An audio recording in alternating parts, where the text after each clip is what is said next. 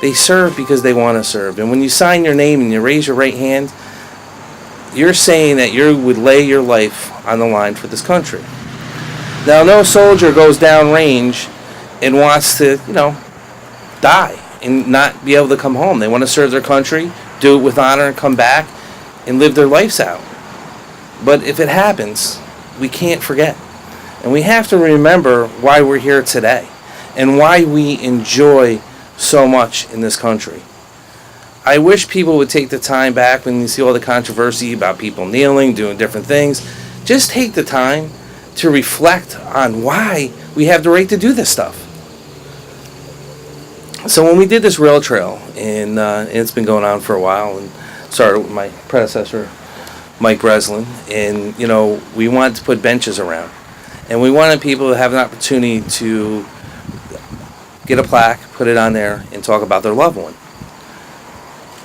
And Charlene, who wanted to have this bench here for a variety of reasons. One, to remember her son, so when people take a moment to sit down and relax, or you just sit and people watch as people are coming up and down the trail, you might take the chance and read the plaque. And you might understand that a young man gave his life for this country. And you may reflect and wonder what that young man was about. And the people that love him, from his mother and his family and his friends, the Patriot Guard, to everyone that's here, will come and reflect and think about the legacy that he left. Because I go, now that you're gone, it doesn't mean you're forgotten. We continue to talk about you. We continue to remember all the great things that Thomas has done. Born in Albany, raised out here in Bethlehem, played sports, soccer, track, liked the trumpet. Just a great guy. One badge shy of his Eagle badge, was that correct? One badge shy of getting his Eagle badge. Says a lot about him. A man that gave so much back, to the fact that you see so many people here still gathered here.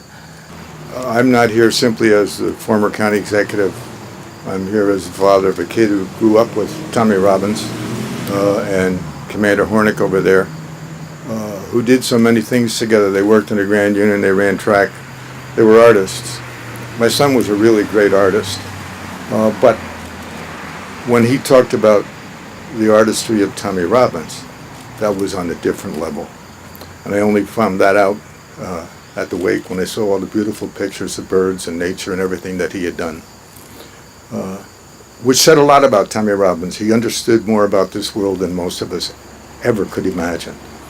And he gave his heart and soul for what he believed in. He was one of those guys who really volunteered. I was a kid, a Vietnam veteran like so many people here today, and most of the people that served with us were drafted or were in because they would have been drafted if they didn't volunteer. Tommy Robbins stood up for what he believed in. If you could just read 2 or 3 of the notes that were sent to the funeral home by the people he served with, how much he meant to them, how he was a tremendous leader, not a shouting one or a demanding one as much as the one who stood behind each and every person, got to know them, figured out what they needed and make sure they had it, and always set the right and proper example. We are blessed today to have with us Tommy's mother. And while I was county executive, there were actually 3 Bethlehem kids who went through Bethlehem Central who were lost in Iraq. Tommy Robbins, Timmy Mosier, whose family couldn't be here, and Sean Martin, whose mom is right over here. And to think that there were 3 within a couple of years, over a decade ago, from Bethlehem, indeed from Delmar. And this is a tribute to all of them, in my mind, but particularly Tom Robbins, whose mom has given so much after. She is essentially the chaplain for all of our military people in this whole community. Not any sort of a title, but she's always there. She's always there and has the right things to say. It makes you feel better about, if you're doing the right thing, about doing the right thing. And if you're not, you would start inquiring of yourself, why don't you do the right thing? And that's what Tom Robbins was all about. It's written in Scripture, no greater love can one man have than he laid down his life for his friends. And that's what Thomas Robbins did for us, his friends, his fellow countrymen. The county executive pointed out in the beginning that we should remember why we live in the freest and most open democracy on earth. That freedom is not free, that we have paid a tremendous price for it. And I treasure the opportunity that I have all the time to be at an event where there are living veterans who I can look in the eye and say thank you for your service to our country. And we should also remember with deepest gratitude all of those who, like Thomas, and all of those who lost their lives fighting on behalf of all that we hold dear, and remember them every day of our lives. We are grateful to them, to all who have served, and I am personally very grateful to Charlene for all that she has given back. My first years in the Senate, Mike McNulty ingrained in me what he just said.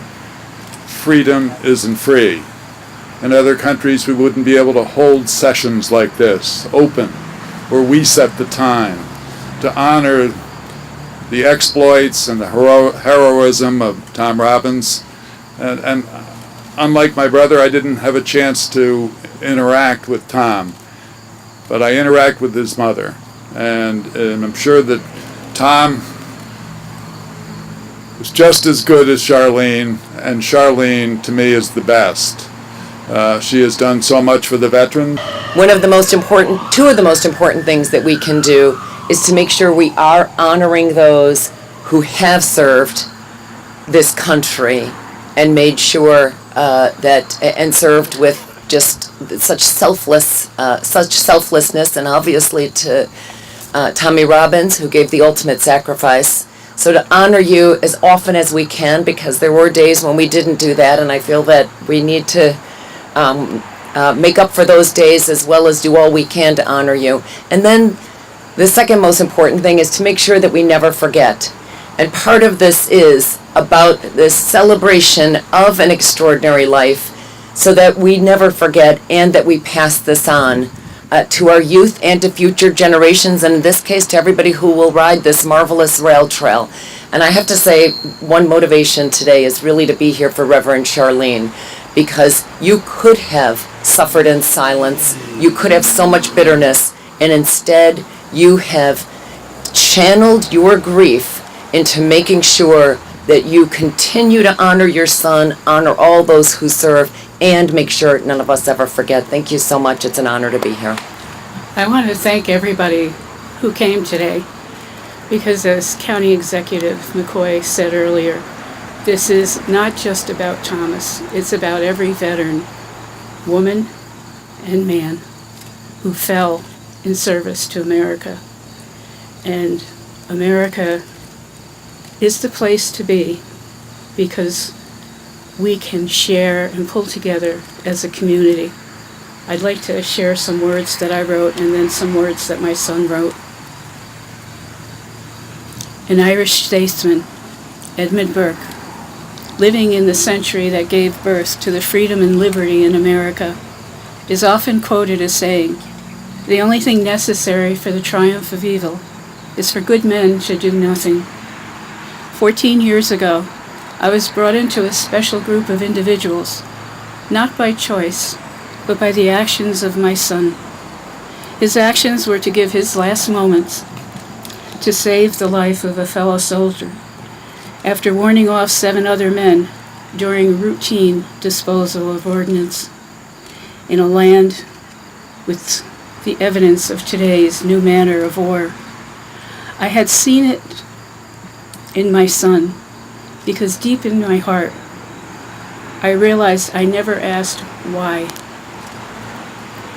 And in my son and every other young man and woman who dons the uniform of service knows that uniform, like our flag, is a symbol that freedom remains despite the continuing challenges, that possibility flourishes despite the economic setbacks, and that America stands despite the clamoring dissonance.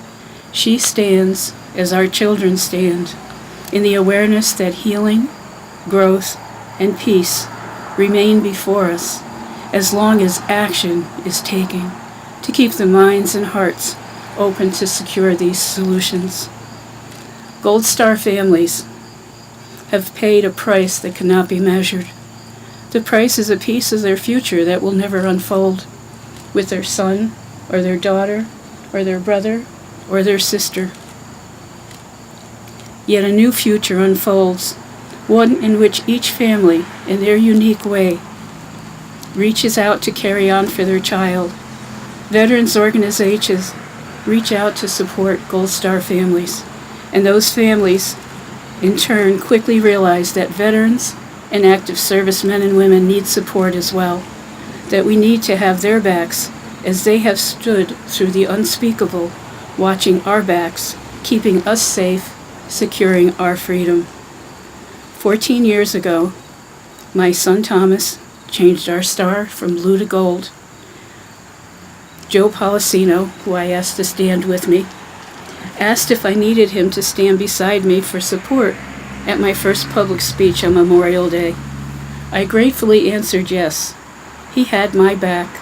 Today, I still gratefully answer yes, for he and all the other members of Tri-County, the Patriot Guard, the veterans, the police department, the county exec's office, and the Vets Bureau have become as family.